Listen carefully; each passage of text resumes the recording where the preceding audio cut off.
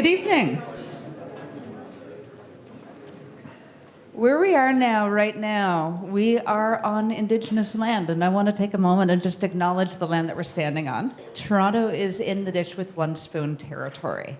This was a treaty that bound the Mississauga, the Anishinaabe, and the Haudenosaunee people to protect the land and to care for it together. And the spirit of that treaty is to continually welcome all the subsequent Indigenous and European people were welcomed to this land to continue to share it. And it's actually in that spirit that tonight that I'd like to welcome you all here.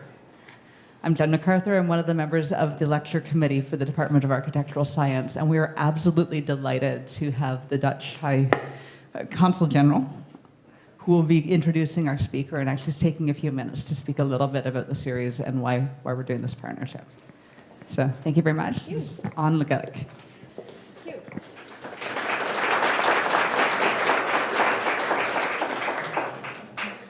Good evening. I was here last year. I don't know if you were here as well. Too many people to recognize, but yeah, I see a few people I recognize. Well, I'm the consul general of the Kingdom of the Netherlands here in Toronto. That means that I represent my country in Ontario, Nunavut, Manitoba, and my team, one, two, three, 4, 5 people here. We have the great mission to bring the best people and the best practice from the Netherlands to Canada. And we are also here to learn from each other and to share best practices. Architecture and design are one of our priorities here in Toronto. We're trying to build more resilient cities to be ready for the future. And we are very happy to collaborate with Ryerson. I believe it's for 5, 6 years we've been working. More than that. And we have great collaboration. You pick up the architect. We try to convince him to come. It was not very difficult, I believe. And you are here, Sandor Naus, architect and co-founder of Monadnock. It's okay? Yeah.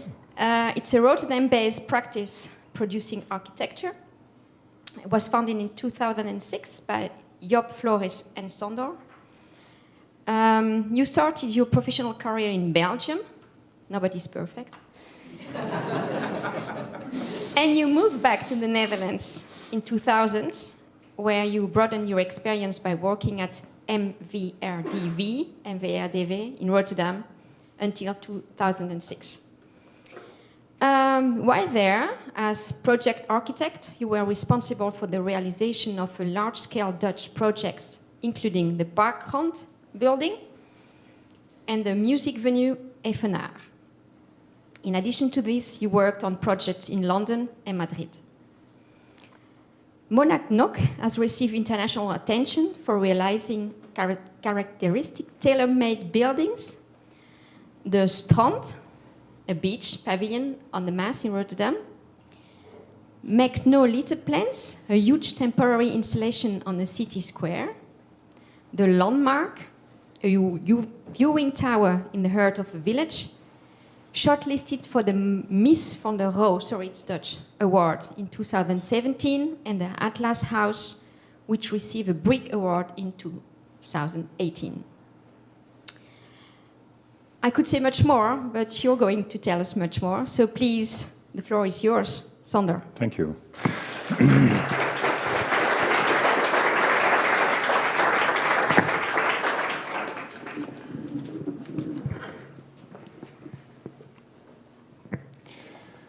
Thank you very much for your very kind introduction. And thank you, Ryerson, for inviting us to deliver a lecture here. And thank you all for coming tonight. Now, I'm going to talk about the work of our office. And this doesn't work. Yeah. Our office is based in an old warehouse in Rotterdam. You see the outside here, and I will follow that up with an image of the interior. And in our office we have one wall where we put up images of the projects that we are working on, but also we put on a lot of images of reference projects, because we like to develop a design, and they're thinking, working with all kinds of references. And I'm going to show you one reference that is on the wall right now, because it's relevant for one of the projects we are currently working on. And I think it's a wonderful example because it's a building that shows more universal themes for our way of working. It's an old building in Rome by the architect Borromini. It's from the 17th century. And it has been on our wall before. It was reinstated a couple of months ago. And it blew my mind again. I think this is a crazy building. You see a 17th century building that is like a collage of so many different architectural elements. And still Borromini managed to merge these all into one wonderful, ambiguous project that responds to different sides. We can clearly see the main facade, which forms the entrance to the church. The building is a church and a monastery. We can see the side facade that is nicely integrated in its context. And then there is this weird corner where it all comes together. And on top of that, you can see in the top there is this a tower, making it even more intriguing and complex. We like the idea of the ambiguity in this project. We like to find the tipping point between something that fits in and something that stands out. So we are looking for projects that take notice of their context without being a slave. They should be autonomous at the same time. And I think it's a theme, this ambiguity, that I will discuss a couple of times tonight on the basis of different examples. But first, since we are delivering lectures, it has become a bit of a tradition to explain where our name, Monadnock, comes from. People often wonder, and I just want to make sure that you understand it's not some funny combination of our surnames. We actually fell in love with the Monadnock building in Chicago. You see here on the left. And I must admit that we only later found out that it's also a geological term for a type of mountain that emerges when the soft soil is washed away and the hard stone or the hard core remains in the landscape. An example you see on the right. It's also often called an Inselberg. And we fell in love with the Monadnock building because it's a very intriguing project. It has one name, but it consists out of two parts, the northern part and the southern part. And the difficulty here is to see which is the newer part and which is the older part. The first part that was built, the northern part, is done by Burnham and Root. I put the dates there between 1881 and 1891, so it took about 10 years. And the newer part was added by Holdebert and Roche in only 3 years' time.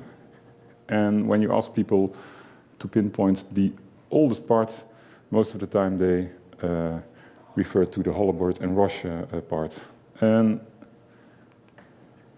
that's because the northern half is completely built in a load-bearing brick.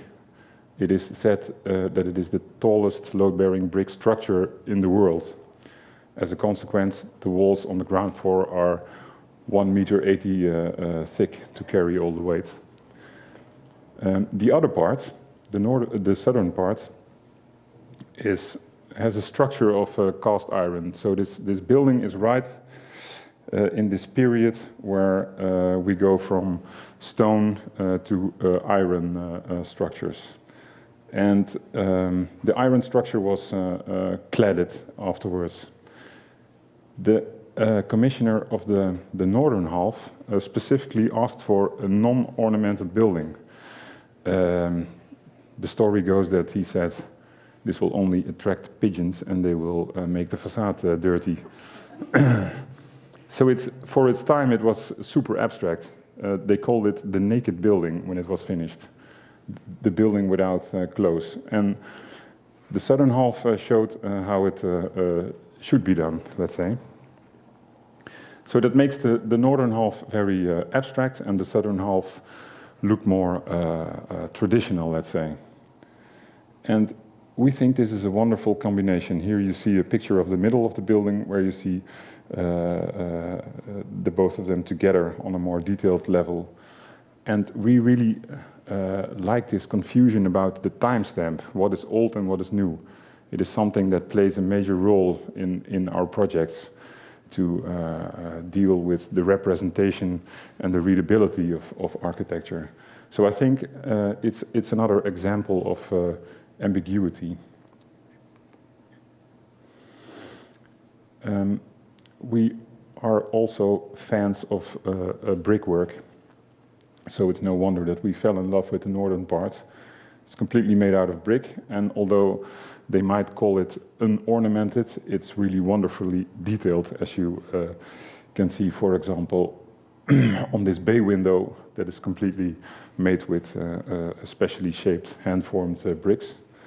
And there is also the infamous corner that starts like a sharp edge, but towards the top becomes this quarter circle, also again done with hand-formed special bricks. Now, I should also tell you a bit about our history. So Monadnock was founded by Job Flores and myself. Job worked at Rap and Rap. He's a pupil of Hans Koolhof. And I worked at MVRDV, which is of course a spin-off, you could say, of OMA Rem Koolhaas. So you could call this another ambiguity, because these are two completely different ways to approach architecture. MVRDV, part of the Super Dutch generation, completely focuses on the concept. And I think Mr. Rapp is more of an essentialist. And we spent 5-6 years of our lives in these offices, so they do have an influence, and they do influence the way we think and the way we build up our dialogue. And I think that's for the good of the project. Now, we work on a lot of different things. We don't specialize in only buildings or only specific types of projects. We work on all kinds of different scales. It's something we like. It's something that keeps the mind flexible. It's sometimes nice not to be restricted by problems that emerge when you try to construct something. But I would say in all these different scales, we work with the same mindset and the same attitude. So I'm going to show you more or less a random collection of examples, and they do not include the build projects, because I'm going to talk about the build projects in the second phase of this presentation. So I will go through a couple of examples that deal with, for example, exhibitions or making objects. And these actually help us to also find solutions for the buildings that we work on. So they contain themes. You can be a bit more radical. They contain ideas that we will later sometimes resample in our build work. This particular example is an ideas competition in Chicago that we won for a new architecture institute and architecture school.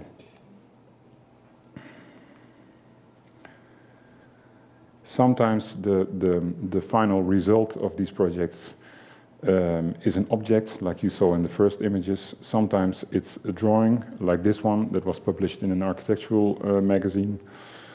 But sometimes it's also a small pavilion, like this video pavilion we made for an exhibition in Maastricht.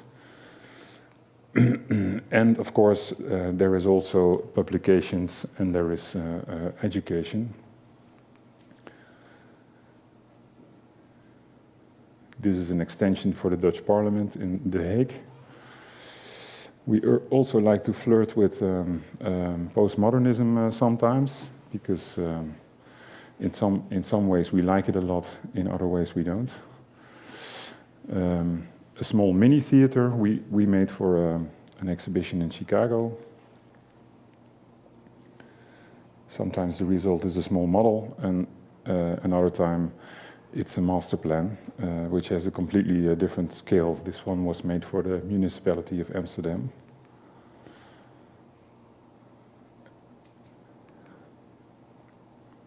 This is one of the projects that should be built in the future. It's uncertain at the moment because of economical reasons. A small object we made based on our installation at the Architectural Biennial in Chicago. I will come back to that later. And this is a very recent project we did in Munich, together with O3 architects from Munich and DRDH in London. We designed one of the 4 buildings in this complex, a 50-meter high tower. Unfortunately, we did not win the competition.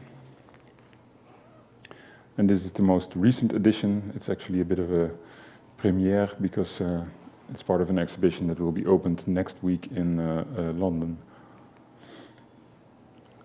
That was the first part, and I will now show you 8 of our build projects. And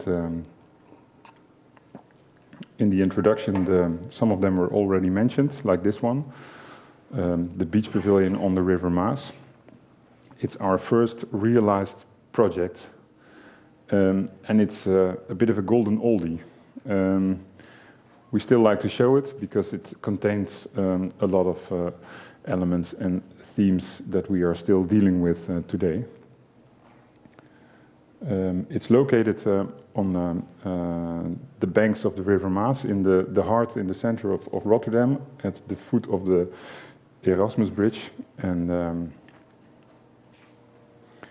it was built for a couple of months during 2 summers. So it had to be, we had to be able to take it apart, store it, and build it up again. And for us this was relatively new, because we were used to work on projects that would take years and years to be completed.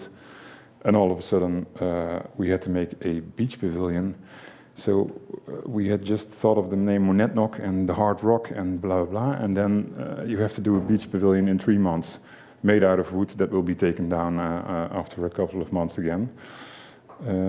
But we rather liked to work on this project because it also gave us a lot of room for experimentation.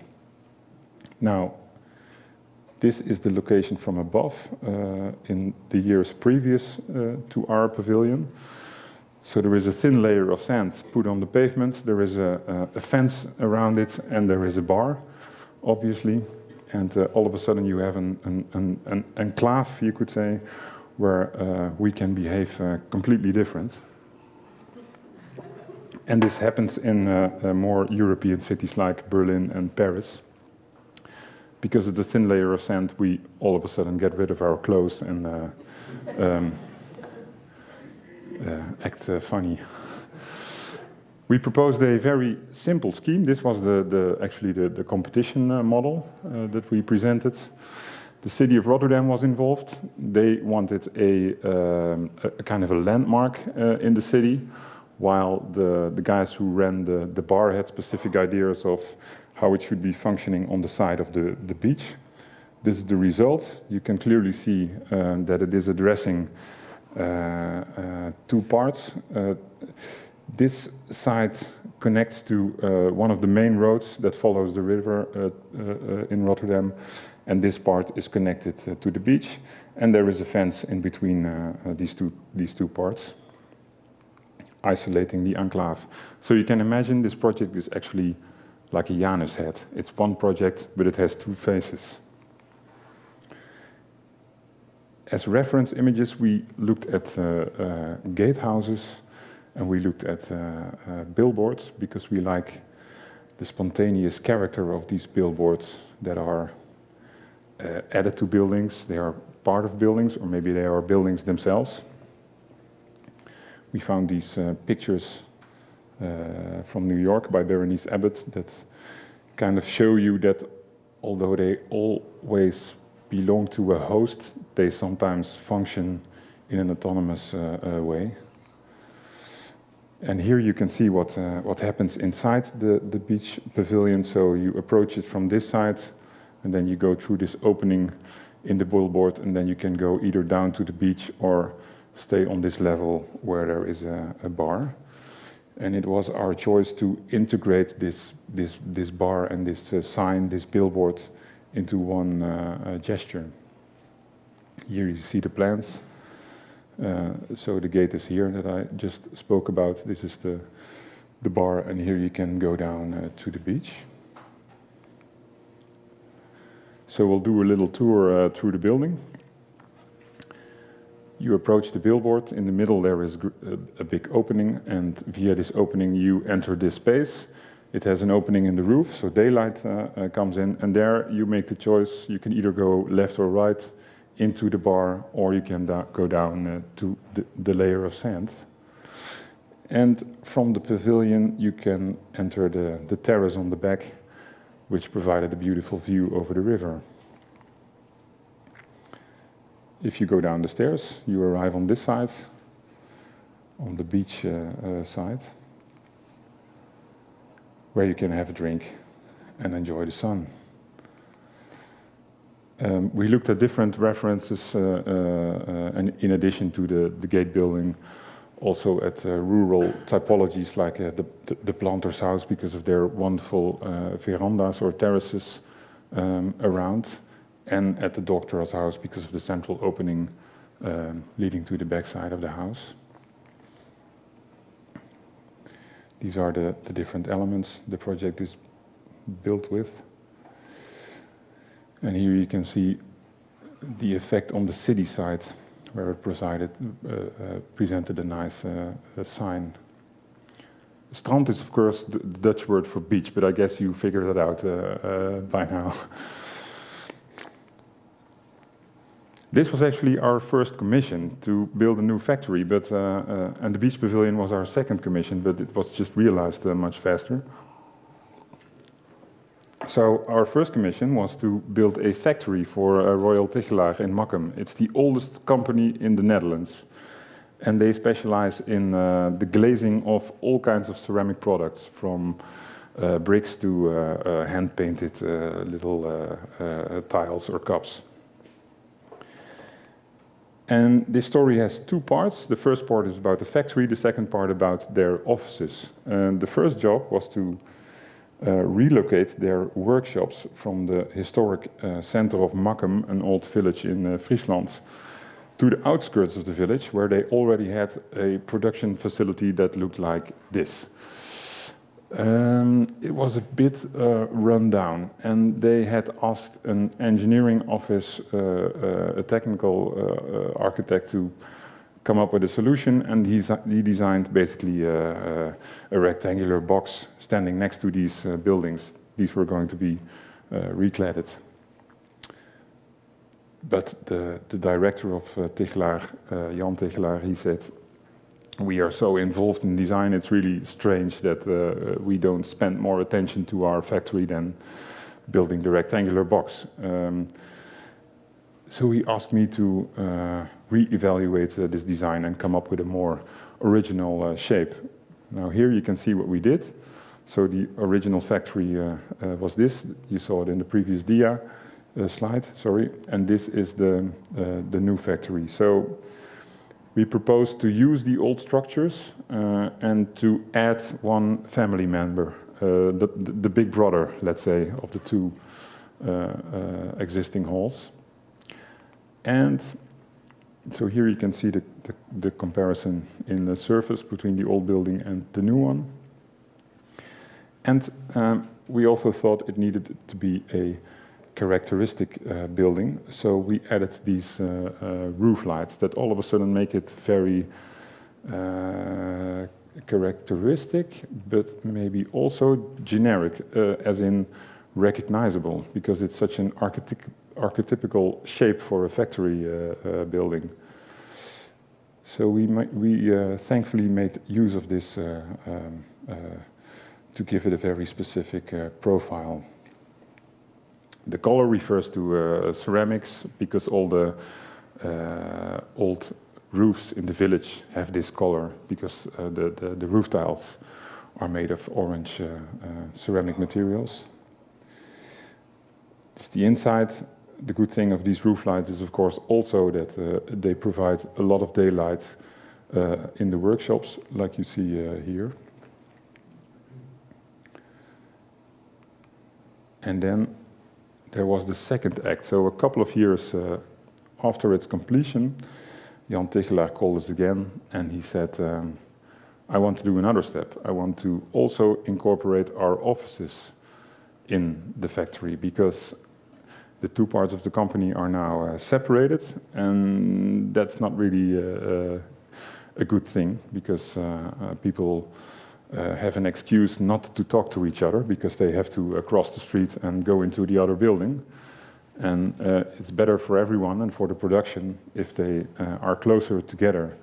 So please, can you make a design to incorporate our offices in this industrial building? That was kind of a difficult question.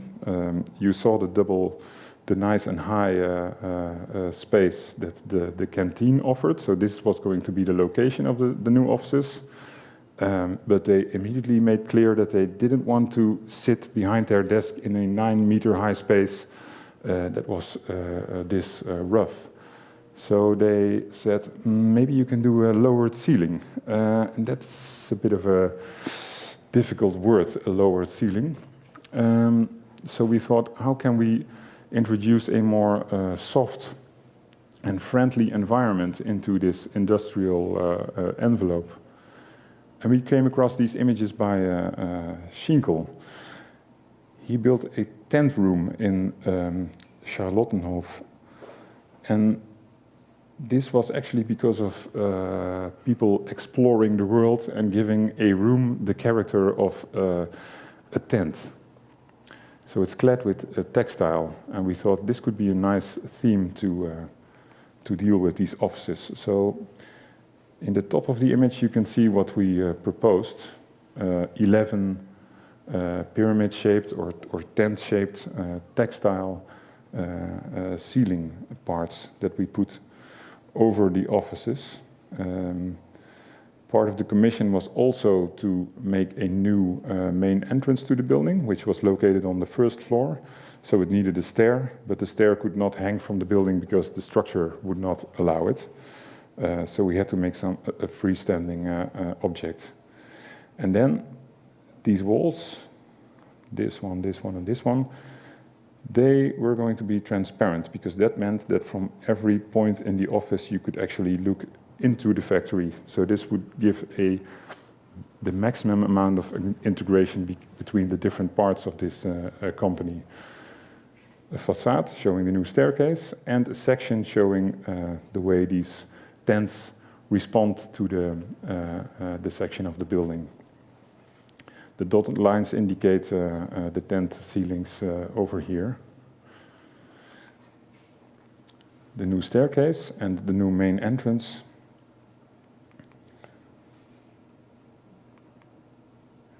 And here a model of the ceiling as it was built later. And this is the result. The daylight still comes in via the roof light, but it's filtered by these textile tents. And also we put all the artificial light above the textile ceiling, and also the, how do you call that? The ventilation system is hidden by this roof. And it makes for a very nice climate inside, both in terms of light and in terms of acoustics. We not only designed the ceiling, but also the whole interior, except for the chairs, because there are so many rules concerning office chairs that they just bought them off the shelf. But the desks and the cabinets are all done by us.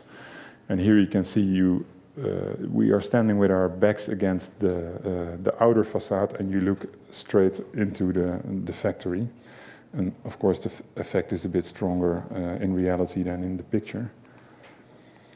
And for the cabinets, we were inspired by this wonderful example of Joseph Frank, one of his floral cabinets that is cladded with textile. And our version has felt on the main body of the cabinet. And they are installed between the desks of the staff. So if you sit down, you have some privacy. If you stand up, you can see the whole space. And they make it possible to have individual phone calls while you're sitting in the same room. So acoustically, they work very well. Now, since we studied at the Academy of Fine Arts and were trained as interior designers and furniture designers before we studied architecture, we were also very comfortable to deal with the small-scale stuff like the furniture. Now, one more fast project, a nice intermezzo. We were asked to come up with a pavilion for a theater festival that is organized on a yearly basis in Utrecht. This is the square where the festival takes place, and they needed, like the Strand Pavilion, actually a space for the bar, and then come up with a nice idea to turn this bar into something more than just a bar. Again, we looked at the billboards and came up with the suggestion to make a scaffolded structure, because this was only going to be there for 10 days.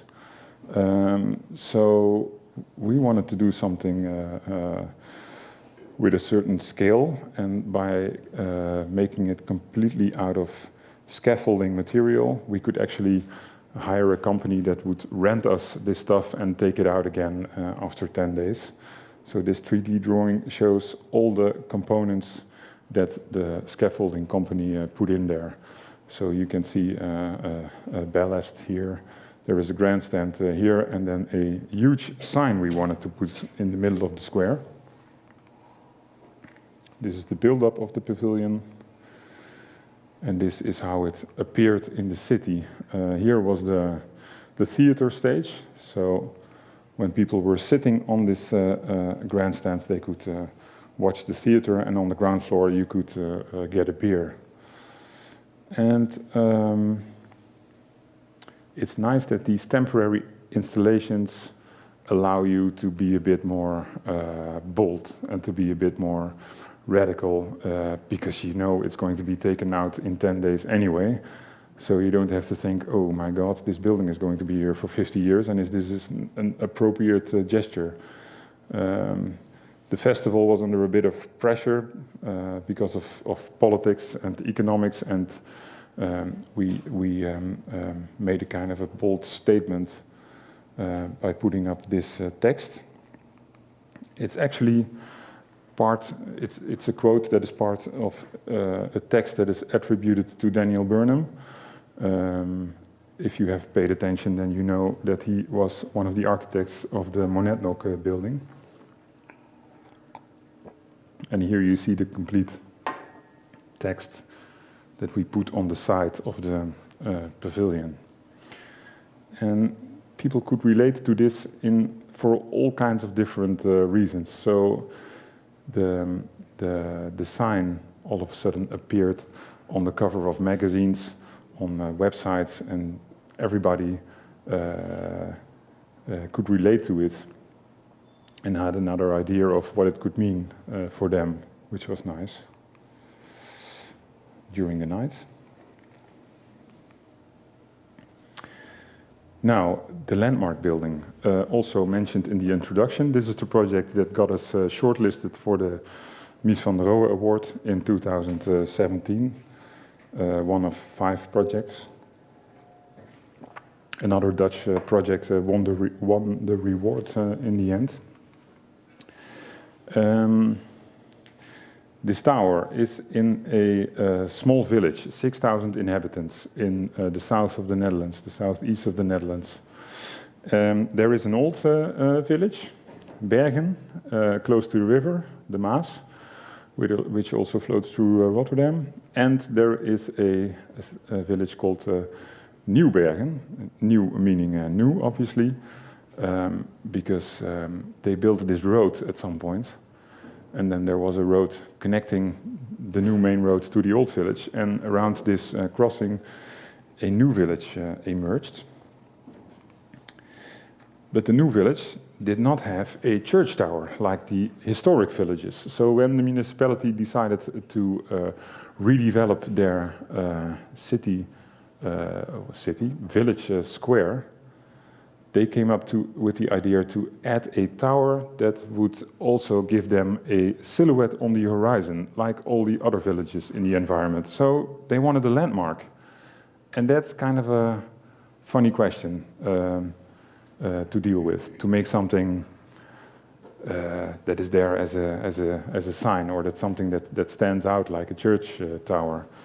And they had an excuse. They were saying, we're going to put some apartments in, but the developer said, no, this is not going to happen. In the village of 6,000 inhabitants, there is no market for these apartments. Plus, in a footprint of 10 by 10, if you take off the elevator and all the escape staircases, there is no room for apartments. So we invite 5 architects, and they come up with another solution that contains a tower.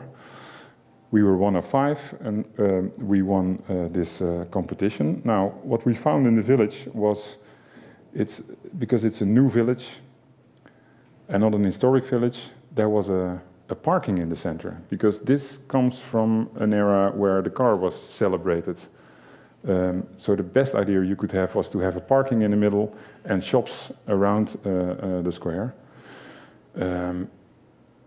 But during more recent times, of course, we want to ban cars from the center. So the parking was going to be relocated.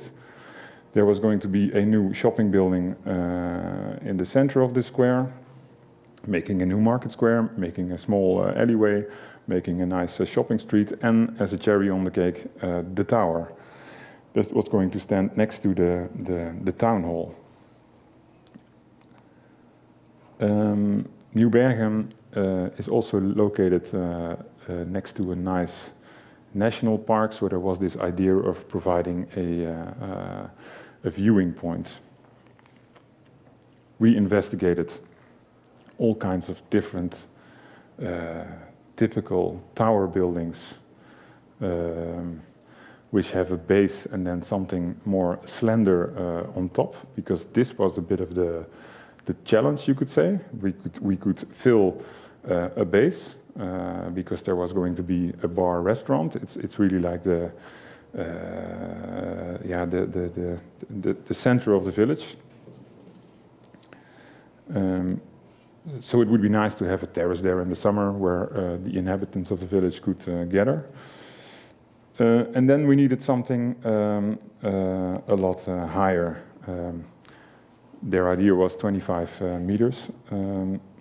For the base, we looked at these typical waaggebouwen, as we say in Dutch, way buildings. I don't know if you have them here, but they had an important role in the villages or in the cities before, because that's where all the harvest, the crops were weighed, and then a price was determined.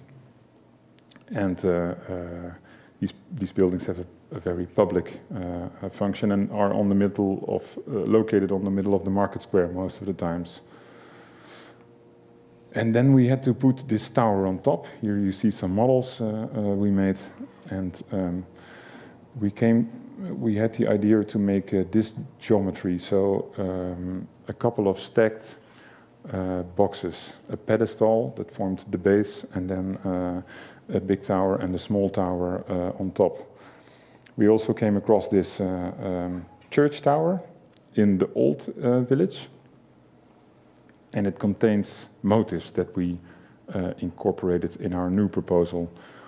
We also looked at completely different examples that showed us how we can combine strange things on the roof of a heavy base.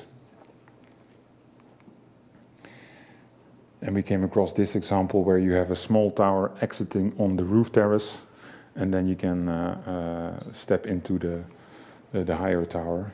And we were, of course, investigating these brickwork motifs and designs. This one by Muzio, where a grid is put on top of the facade. So this was our definitive design. It's an all-sided building. There is no backside. All sides are responding in a different way to their context, I would say. But you can approach the building from all four sides. And we try to make differences between these four sides because as a starting point we have four of the same facades and then two towers on top. And we made the differences between these four sides with the position of the windows and with the brickwork. So this one on the left is the main facade on the new market square. And you can see that we, for example, grouped the windows here. Here they are individualized. So this gets a more monumental scale compared to the other three facades. And both of these facades have large openings in the ground floor. And if I go to the other two facades, you can see that they are filled in with this patterned brickwork. And these facades look similar, but they are slightly different because the pattern changes. And of course, all of this is done with brick, a plaster model we made to study the depth of this grid that is put on top of the facade. The plans that clearly show you the scheme, the composition of rectangles, but squares in plan. So on both floors, actually, there is this L-shaped space that was going to be the bar restaurant, and there is this 1/4 segment that contains all the supporting spaces, also the staircase that goes up to the roof terrace, and then you go into the next tower, and then you go up to the viewing platform. You can see that here in the section. This is the first staircase, and this one is the second one leading up to the viewing platform. We are always heavily involved in the construction of the building, in the detailing, in the materialization. We believe it's an integral part of the process, and we spend a lot of time on materials and details and colors and everything that goes with the construction of our buildings.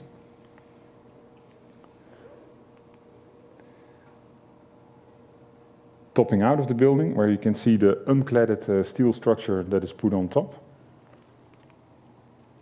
And this is the final result. So this is the existing part of the village. This is the new shopping building put on the center of the square, and here is the triangular new market square. And this is the main facade with the combined windows that faces this new market square in isolation. In the high tower, we used a kind of perforated, well, not perforated, but open air brickwork. It makes a nice difference with the rest. It gives the tower a more ambiguous character because it appears massive, but when you take a closer look, it's not, because the wind can blow through, which was, by the way, very helpful when establishing the construction of the building. And it provides a daylight, of course, inside the tower. I'll show you the other facades.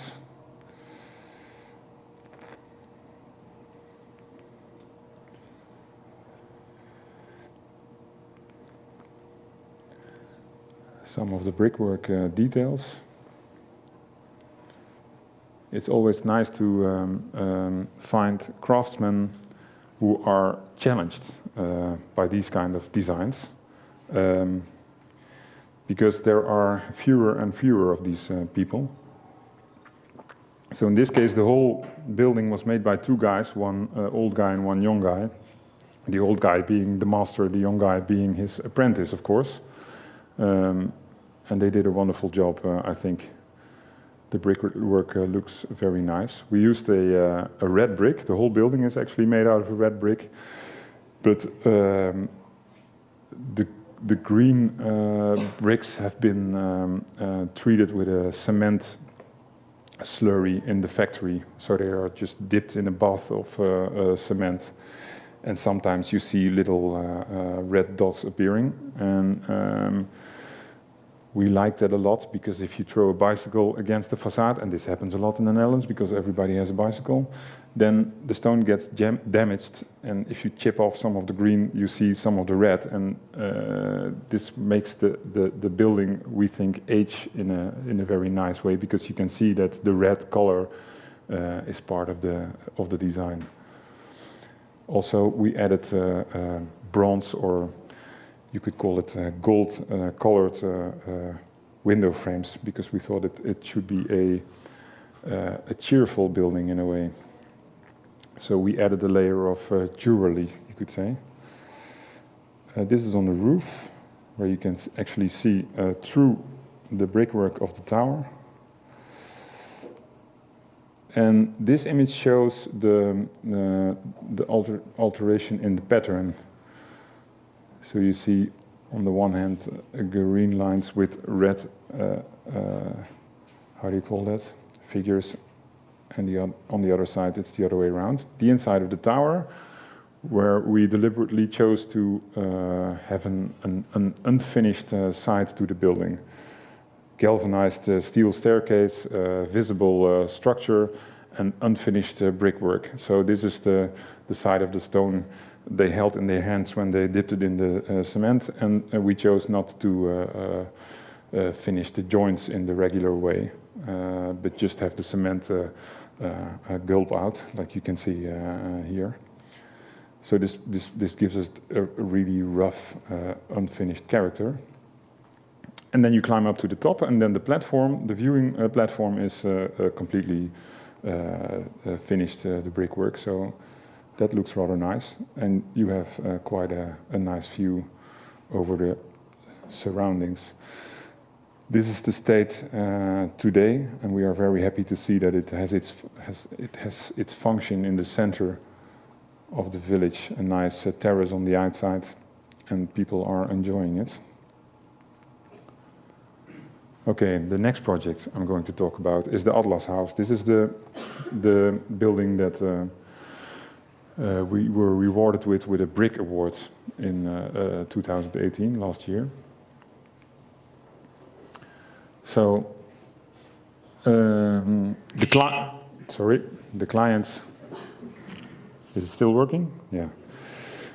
The clients were a couple that asked for a single family house, and they had found themselves a small plot in Eindhoven in a former industrial estate owned by Philips that was being transformed into a housing area. I don't know what the situation in Canada is like, but in the Netherlands we don't have a lot of space left for individual houses. I noticed that Canada is 200 times bigger than the Netherlands, but it only has twice the amount of people. So the map of the Netherlands is completely divided into colored areas. Red is living quarters, gray is industrial estates, and you can only gain land for building houses by transforming from one color into another color. And in this case it was from gray to red. And it means that these plots most of the times are quite expensive. So you pay a lot of money and you get a small plot. And we looked at the houses that were already there, and we noticed that people who buy these plots have some money to spend on their own house. They have substantial budgets. So even though their plot is rather small, they build a gigantic house on these plots. And as a result, there is no privacy. So we looked inside these areas and we thought, these people are looking into each other's gardens. And it isn't that luxurious at all. It didn't feel like that to us anyway. So we proposed the client with 2 strategies to deal with this peculiar situation. One was to fill the buildable area of the plot with a house purely located on the ground floor, and then have a patio in the middle so that they would have their privacy there. So this is a horizontal concept. The other one was the opposite, a vertical concept, where we tried to minimize the footprint of the building. The maximum height was given, 11 meters. The program was more or less given, about 200 square meters, if I remember well. And then you get a certain footprint. And then the privacy is here, a roof terrace on the top of the house, because we figured by seeing the houses that were built before this one, that the taste of the inhabitants might be a bit more traditional, and probably nobody was going to do a house with a flat roof, with a roof terrace at 10 meters or 11 meters height. So we thought this was a nice solution, especially because now you also have a decent garden, because the footprint of the house is so small. The client doubted a lot, because it means walking a lot of stairs, because it's a vertical oriented house, but in the end they were brave enough to choose for the tower concept. Here you see an example of the horizontal one. It transformed into a collection of rooms, and the central room was supposed to be the patio, an open air room. So we developed the 2 concepts parallel until a certain point, and they were convinced enough to make a decision.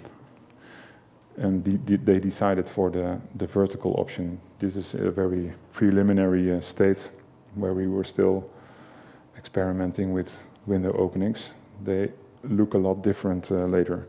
And I think the fun of the tower house is that it is a collection of rooms with different heights, and their character is decided or determined by the height of the room and the position and the size of the openings. So if you look at the plan of the house, the plan is the same on every floor, but because the floor levels jump, you get completely different type of spaces. So we drew this section. There is a wall in the middle of the house that divides the house into 2 parts. So on the front you have the living areas, and behind the wall there is the staircase, the bathroom, the kitchen, and all the storages. But the facade doesn't reveal the jumps in the floor heights. And that's a deliberate choice to make, again, the design more ambiguous, you could say. It's something you discover when you go inside the house. And we like this idea that at every distance, whether you're far or whether you're close, a new layer of the design is revealed. We like layered designs because it invites you to read them in multiple ways, I would say. And we think they last longer. So, although the facades look like there are equal floors, this is a nice artist impression we make. We make these kind of images as products that stand by themselves, I would say. But they help us to think about colors, materials, composition. And of course, I almost forget to talk about the curved roofline. We try to make a division between a more heavy plinth and a lighter top part. And the curved roof line helped a lot to give the impression that the corners are a bit lifted and therefore express a certain lightness. I would almost say tent-like lightness. And this is supported by the windows that are pushed towards the corners of the house. This was our definitive design that we presented to the municipality, and they granted us with a building permit. And when the house was finished, it was the first one in this area of new plots. By now the whole street is filled with houses.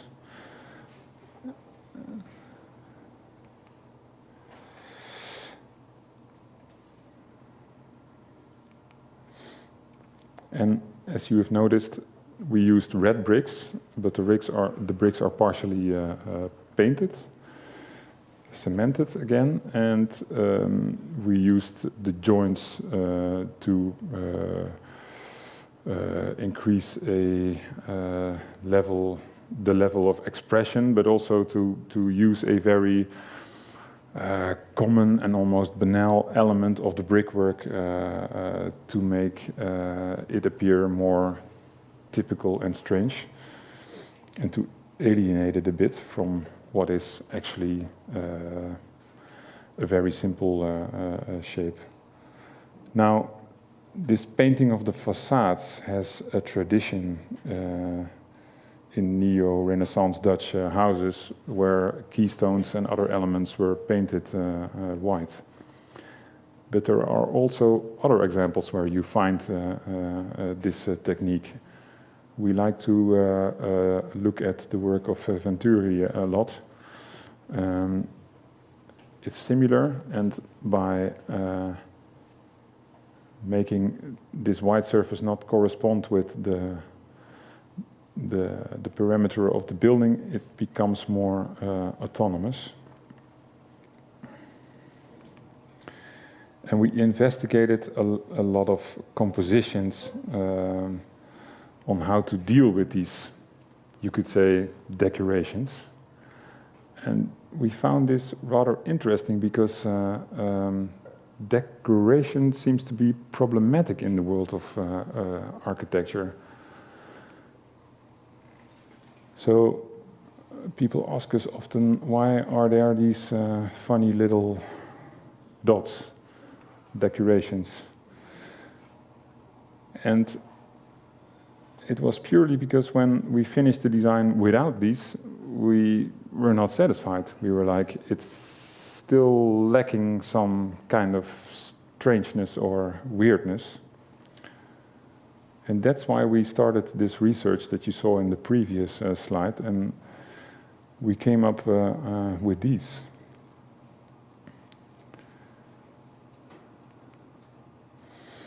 Here you can also see the effect of the joints. And we used a similar sized brick on the inside and on the outside. It's not the same brick because bricks that are used in the facade are nowadays not load-bearing bricks anymore. They used to be, that was their function. But since we have isolated buildings, they are merely the raincoat on the outside. And you use another type that has more load-bearing capacities for the inside. But we searched for a very long time until we found a similar size, so that the joints are actually continuing from the inside to the outside. And we, of course, deliberately did not paint the head of these bricks, because we wanted to make it clear that this painting is a, you could say, 2D technique that we applied to the facade, and that forms a independent layer that is added to the facade. Here you see the joints. So the cement comes out and they use a brush to pad these joints, and then you get this very strange effect that was more used in the past but somehow completely disappeared. And the bricklayers and the people who did the joints had a lot of fun, actually. The bricklayers were two older guys that worked at their own speed and that were actually, they said they had never seen a drawing of a building where every brick was drawn, which is what we did. But here we thought this is impossible, so you know what, let's not do this in brick, but use, for example, concrete, and then since the outside is painted white, you won't notice it. But the bricklayers said, no, we're going to do this with bricks. So they thought it was a really nice challenge, and I'm still amazed that they managed to cut these pieces out of one of these bricks as a little thin slice. So that's very nice. This is a view from the roof terrace, as you have imagined by now. And across the street from this project is a very nice estate with old trees that will remain there. They won't change it, so they will have the nice view forever. And then there is one aspect I didn't talk about yet, and that is how we positioned the house on the plot. The standard way is to put the front facade parallel to the street, obviously. And we rotated the building 45 degrees, so a corner is facing the street. And this has to do with the idea of making the corners more prominent, but also allowing views from the inside along the street, instead of looking directly at the forest on the other side, and to make the building more autonomous, you could say. So here you can see what I spoke about before. There is the wall in the middle that divides the building into the living areas and the functional areas. The stair room is one open hole, you could say, where we put a stair in that is like a piece of furniture curling all the way up, like a corkscrew. And that includes all the landings and the stair itself, obviously. And here you can see the effect of the rotation in the street. And you already noticed that this window, there's two windows on this corner, almost starts to function like a bay window, and offers these parallel views along the street, which are much more dynamic. You can look further away, you can see more movement, and they are much more interesting than when we would have placed a window directly opposite of the forest, because then it becomes like a static picture that doesn't change. And although trees are nice to look at, we thought this is a better solution. The inside of the building is relatively unfinished. We like this idea of using almost banal building elements that normally are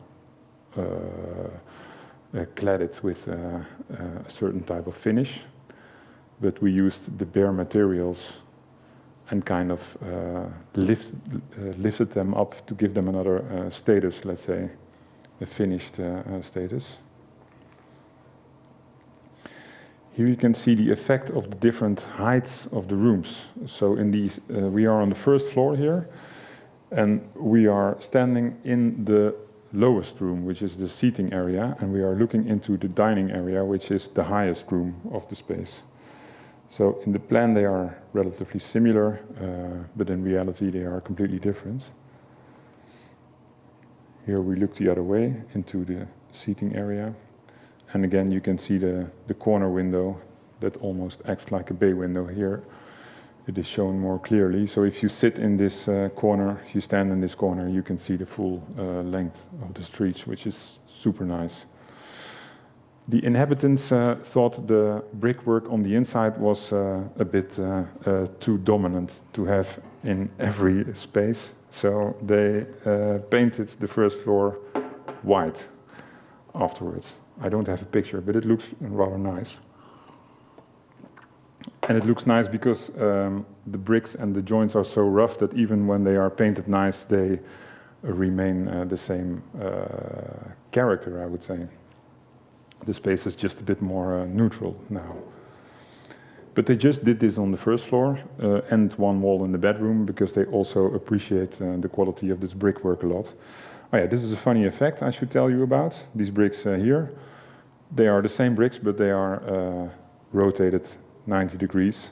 So this is the side that is normally on the, I don't know how to call it, the belt they are on when they go through the oven. And they have these burn marks where they are stacked on top of each other. And we use these in the center wall only, so it distinguishes itself from the perimeter walls. And it gives this almost 70s graphic idea, graphic pattern. This is the last image I want to show of the house because the steel structures were added recently. This is actually, and the garden is being completed now. That's actually the last step. Oh no, they still have to make the roof terrace. So it's step by step, and we are close to finishing the complete house. Now, a project of a completely different nature. This is an exhibition design. The exhibition was called Designing the Surface. And it dealt with the last layer of finishings of materials. And the idea was to fill a room in the new institute, het Nieuwe Instituut, the former architecture institute in Rotterdam, with pavilions that dealt with separate parts of the exhibition. So this is the concept image, the fairground pier in Brighton. So you have one platform and different buildings together on the platform. Here you can see the design we made for the pavilions. We didn't do these two, but the rest we designed. This is the space where they are positioned in, so you enter here then through this wall, and then you can enter all of the pavilions in a very different way. We made drawings, we made models. There was always something on the inside and then in the outer layer, so that's like a double skin. There was also there were also presentations, except for this one, by the way, and this one. And this gives you an impression of the finished exhibition. This is where you enter the space, and then you see the pavilions together. There is one funny pyramid where you have to go up the stairs, and then you can look through this hole in the bottom and stand quite close to the exhibited objects. Now, a project that you might be familiar with, this is our contribution to the architectural biennial in Chicago in 2017. And again, we made use of this quote by Daniel Burnham, but picked another part of the text, and this time make big plans. And the exhibition was primarily located in the cultural center in downtown Chicago, in this building which has an absurd scale. You wouldn't say if you see this image, but if you are there, these windows are, I think, something like 8 meters high or maybe even 10 meters high. So the building is doubles the size than you would imagine seeing this picture. You can see it a little bit by looking at the size of these doors, which are a bit over 2 meters high. And then all of a sudden you realize that the rest of the facade is gigantic. And they put us in the main stair hall on the top levels of the building. And it's an enormous space. And the staircase itself is gigantic and super monumental, and we had to do an exhibition design, an object, an installation with a very limited budget, and we were overwhelmed by this space and with the question how to react to it and how to deal with it. Here you can see a little bit what the size of the space is. So you saw these columns in the previous slide. That's the outer facade. And this plan shows you a bit what the size of the staircase is. So this was actually the room that they told us we should put something in. But even in this room, there is a staircase going up and then going this way. And then there is a big opening in the ceiling. So we had to come up with something that dealt with this space. So we made two objects, both billboard-like structures, but one is very long and very low. The other one is slender and tall.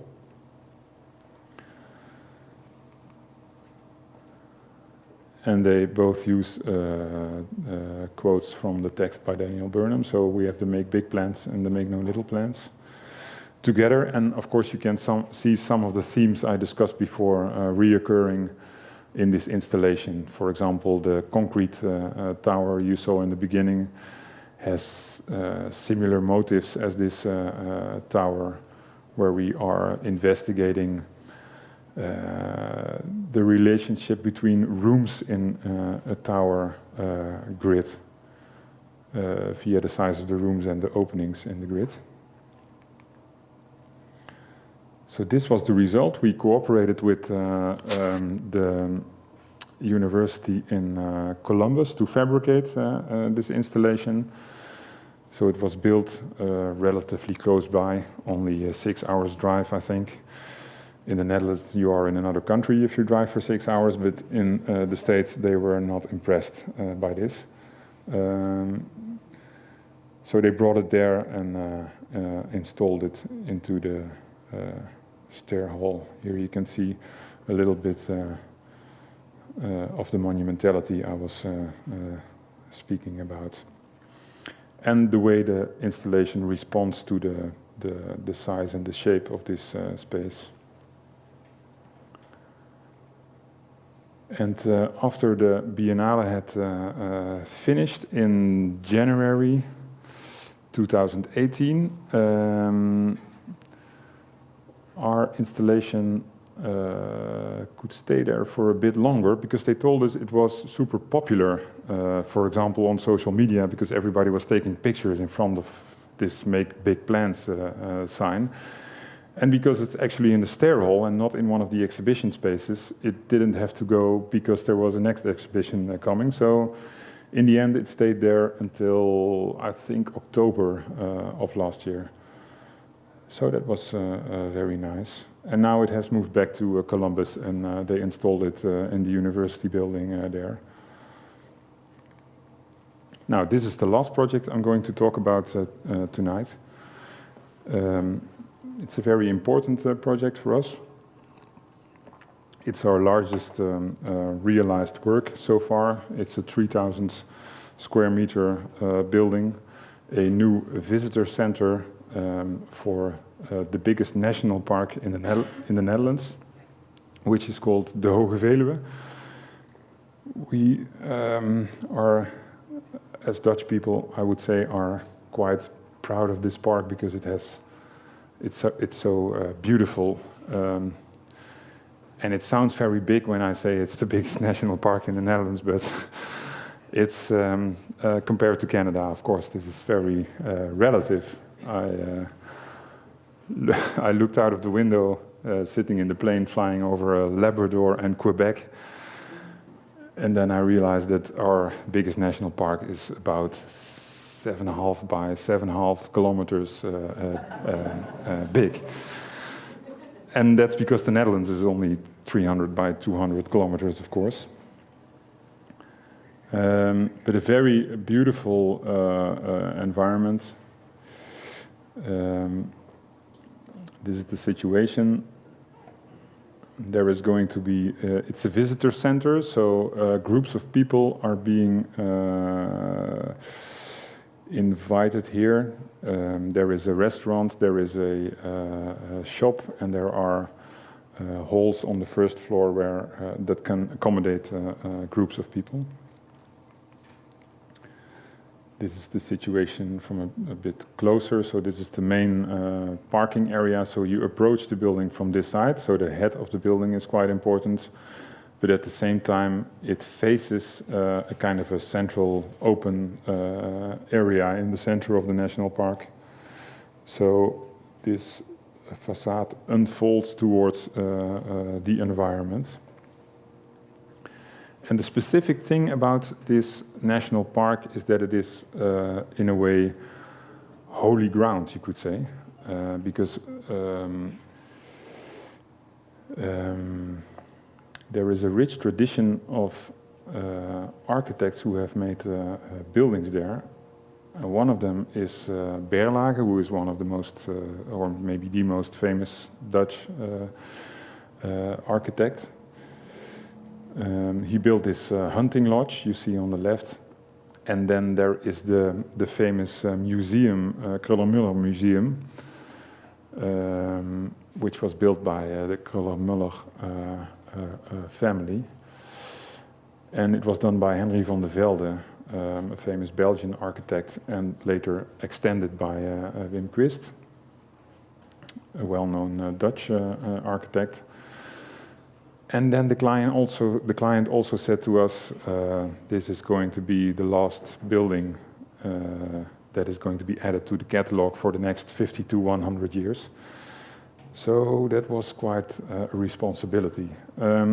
This was a competition, an open competition, 65 offices enrolled, and we joined forces with De Zwarte Hond, translated the black dog, a large firm in the Netherlands, because we are a very small office and we cannot do these kind of commissions on our own.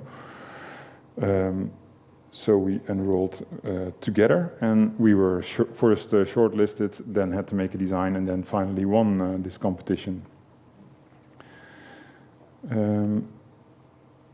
This was what was there before. So a farm-like structure that had a self-service restaurant, and I went there with my family. It was a rather nice place to sit outside on the terrace in the summer. In the middle of the forest there was a large playground. But in terms of the building or the quality of the interior, it's a good idea that there is going to be a new visitor center.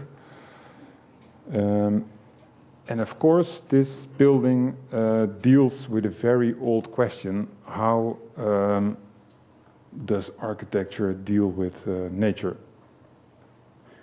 And this is a very, very old question. And in the next couple of images, you can see that a specific and simple solution is proposed already in this primitive hut, a pitched roof that is put on columns. So we found our inspiration in these, let's say, rural typologies. For example, these English Manors by Sir Edwin Lutyens that combine these large-scale and beautiful roofscapes with a very specific and nice ceiling that do not, at first hand, have a relation with each other. You see a similar motif in this beautiful chapel by Asplund in Stockholm. A roof on stilts, and in the image on the right you can actually see that the stilts become part of the forest, which is a wonderful effect, we think. We really like this small building. And in the interior it contains a ceiling that tells a completely different story. There is a dome on top of this flat surface. And we also like the idea of a nicely decorated or patterned ceiling. So the section shows best what we did. We have actually two main bodies to the building, one in the front and one in the back. This contains the bar, restaurant and the shops. This contains the halls to receive guests. And this part is supportive spaces, technical spaces, kitchen, storage, and so on. And we try to develop a very distinguished profile, a very basic and typical profile. You approach, like I said, the building from this side, from the head. So this becomes the formal facade, let's say. And we try to combine that, like you saw in the previous slide, with a special ceiling on this part. That is a rounded ceiling. That at first hand doesn't seem to have a relationship with the pitched roof that is on top of it. This is let's say, another ambiguity we like a lot. And then a similar profile on this side, but of a different and more informal nature. And I will show you how this unfolds when you move along this facade. So this is obviously the void over the ground floor. This is the first floor with these big spaces to accommodate guests. An axonometric drawing we made of the space on the ground floor. Sorry, exploded view. And here you can see the volume. So it's an archetypical section stretched and then bent. So that the main facade opens up towards the landscape, towards the forest, towards this central square. And it creates a special effect in the interior, because if you're standing on one side, you cannot see the other end, so it gives this impression of infiniteness. This is a model where we were investigating the head on the side of the parking, so the more formal side, and how it should reveal some of a part of this interior with the special ceiling. And we use this team of well, we call them lamella.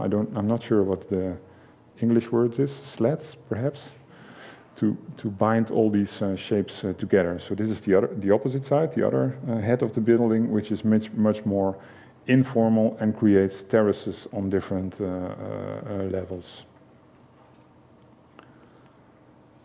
This is the presentation model we had made, and actually here you can really see very well how this roof on stilts function. And in our case, it's not separated stilts that stand on their own. They are the ending of bay windows. So this is the way you approach the building. And of course, it's quite a long building, quite a large building, but you only start to see it once you move along the facade. Because of the shape, it doesn't reveal the full size until later. So here we go around the building, the main entrance being marked by a special roof light.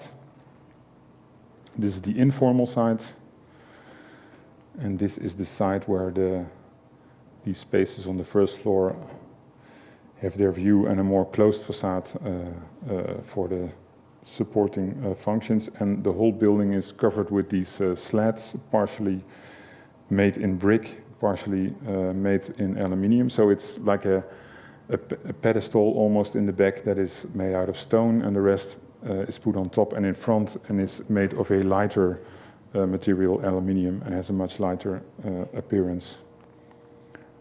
The main entrance, and if you go in, you can choose to either go to the left side where there is the restaurant, and you see these bay windows that provide more intimate spaces along the facade. And we invited a lighting designer, Beers Nielsen from Rotterdam, to come up with special lights.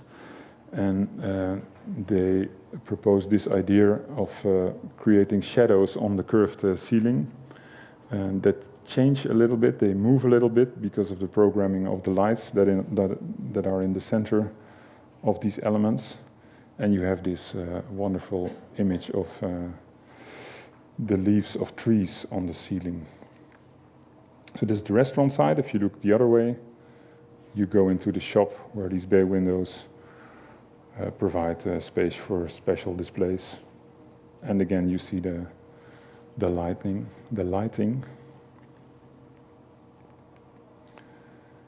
The building is under construction at the moment. This is a couple of weeks ago. You see the very slender lamellen slats made out of they're 10 centimeters wide, so it's the size of the head of a brick. And on the right side you see the main facade and then the informal head. And on the inside they are creating this dome-shaped ceiling, this half-round ceiling. And I'm going to finish with this last picture showing how the building is covered in the bit of snow that we had in the Netherlands in the beginning of February, in this beautiful park environment. The building will be opened in June. Thank you very much.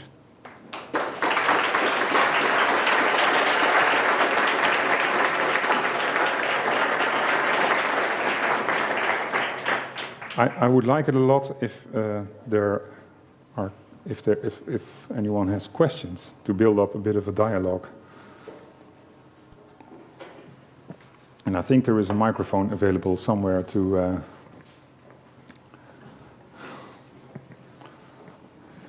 Can I ask you a question? I don't need the microphone. More about your approach.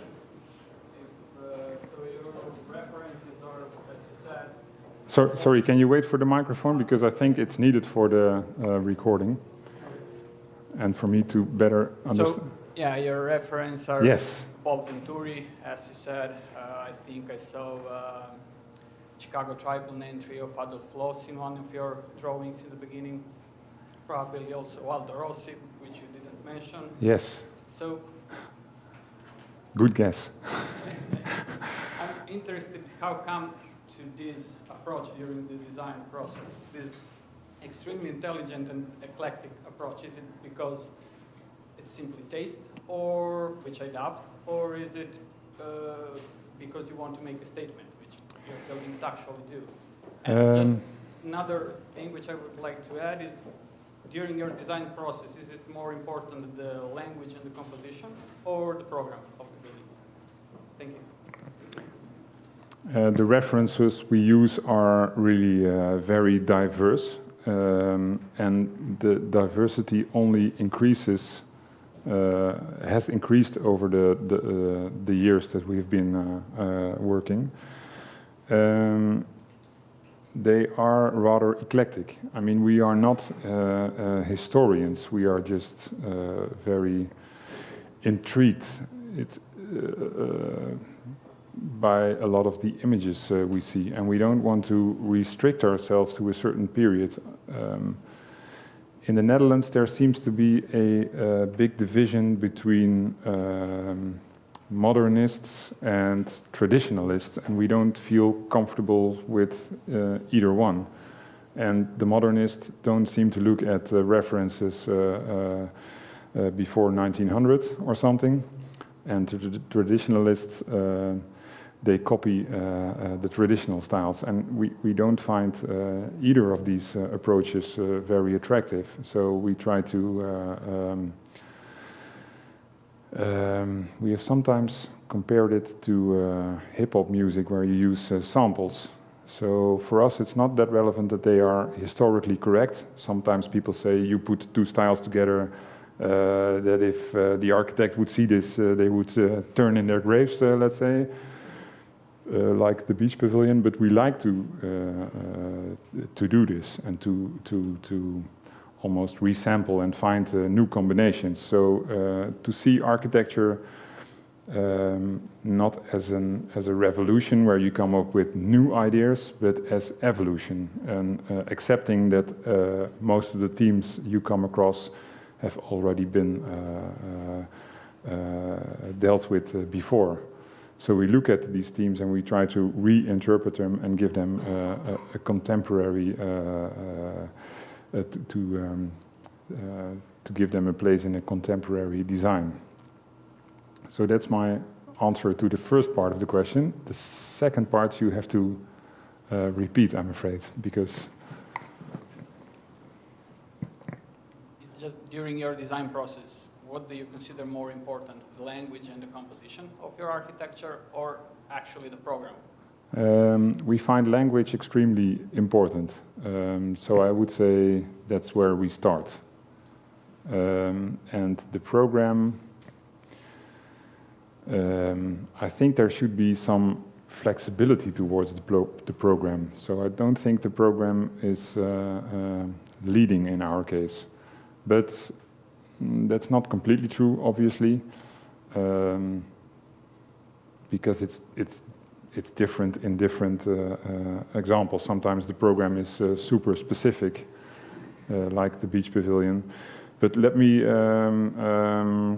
use the Atlas House as a reference. When we started this commission, the client said to us, I dream of a loft-style house. So one open space, no walls, and that's what we like. And we ended up with a collection of rooms, which is very strange. But during the process,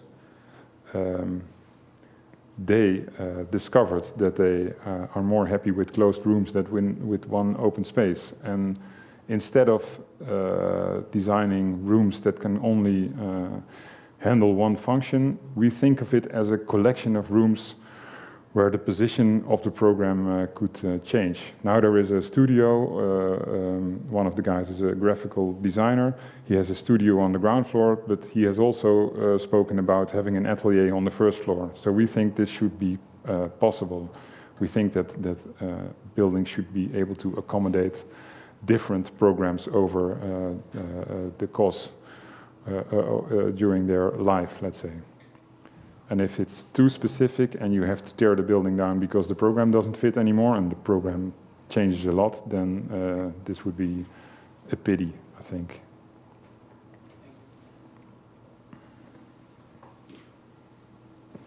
Oh.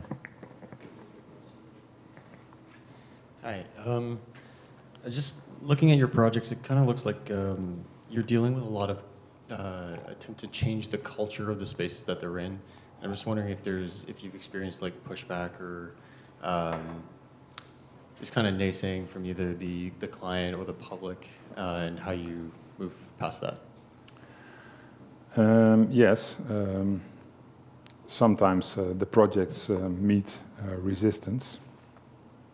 For example, the landmark tower in New Bergen, I don't know what the situation is right now, but in the beginning there was a lot of people saying negative things about the building, and they compared it with a mosque, and they didn't think it would it fitted in their village. But we are more happy with buildings that cause a certain friction and a certain amount of discussion. And I always explain it like I'm more happy if it divides the village into two camps, and they meet each other in the snack bar or in the cafe and have a discussion about the building, than when everybody says, it's nice. So I think this friction is needed to increase the lifespan of a building. I hope that in the end the people in New Bergen will, because of its typical shape and appearance, close this tower in their hearts. And once somebody says, "Oh, when are we going to tear down the ugly mosque?" that everybody says, "Oh, you don't, you're not going to touch our building."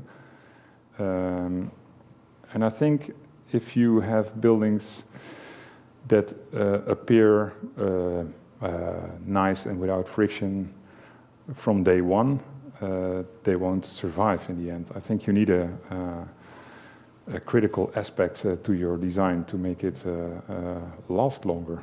It's also a way of resisting the image-based Instagram culture that we are in right now, where you see a building for only 1 second. I think we should make things that have more content and more depth.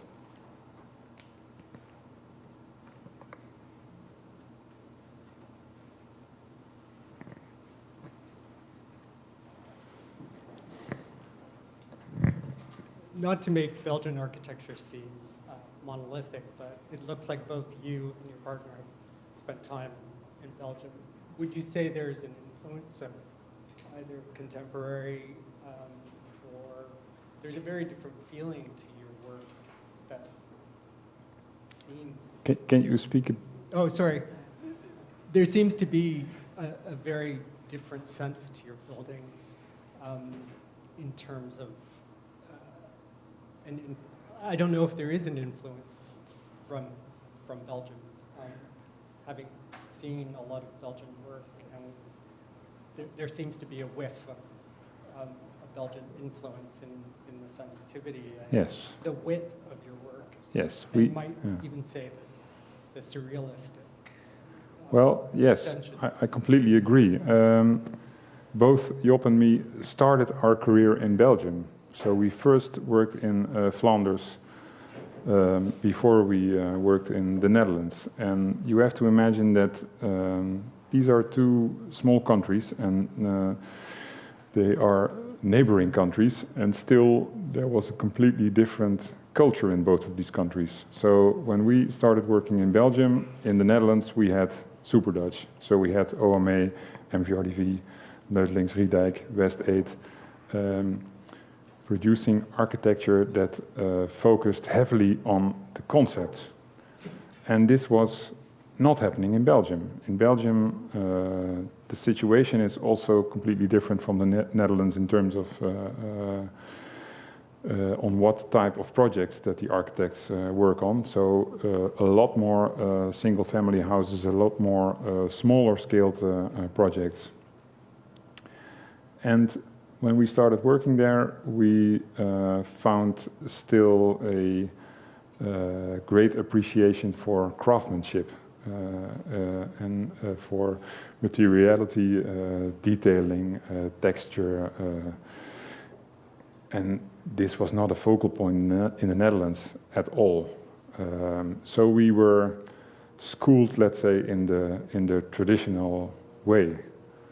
And I think during this period, you saw that in Belgium, the things that were happening in Switzerland, for example, had a big influence. So the early works of Herzog and de Meuron and Diener became more and more well known. Peter Zumthor.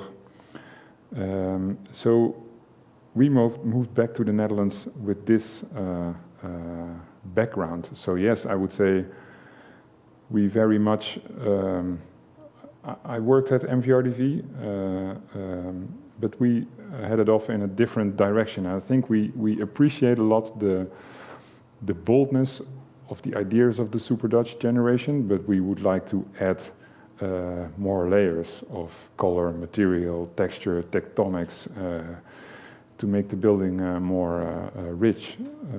Honestly, I was a bit disappointed when I came at MVRDV on how these buildings were detailed and materialized. And I tried to make a contribution in improving this, but this only works to a certain extent because that is not what the architecture focuses on. So I would say we are stepping away from this and we don't like that agenda so much, but we are influenced by it and we try to add more layers, actually. We have time for one last question. Well, thank you very much for putting up this last slide. It's the first time I've ever seen any architect do this at a lecture, which is refreshing. Based on the last slide and based on the question that that you just answered, what influence have people from China and various and Japan, for example, brought to the work that your office does? Like, has there been any influence from maybe typologies that they might be used to working on in their home countries, and then does that transport to your office, and is there a mentality or a way of approaching a design exercise, a way of materializing something, and if you can speak maybe about how that has influenced anything that we looked at tonight, if at all? Good question. I don't know if the the sense of regionalism is that strong anymore. I think we are acting in a global context, or well, maybe that's a bit too big, but at least from our Dutch point of view, in a Northern European context, where offices from different countries operating in a similar segment all know each other and join forces when working on competitions. So there is a big exchange of ideas, and I think you can speak of a European trend, Northern European trend, European trend, where you see that the work of architects from England, from Belgium, from Germany, Switzerland, the Netherlands, are showing similarities, a lot of similarities. And this whole idea of the regionalism is changing, therefore. But we do notice that it sounds a bit like a joke, but we did notice, for example, that people from Spain have never drawn a pitched roof during their education, while people from Ireland are very familiar with the concept of a pitched roof. So this, of course, influences the dialogue. In Spain, they are taught to design white cubic boxes, and in Ireland, they're not. So this brings other references to the table, and yes, influences discussion. But it's quite hard to pinpoint it to one project or an aspect of a project, I would say.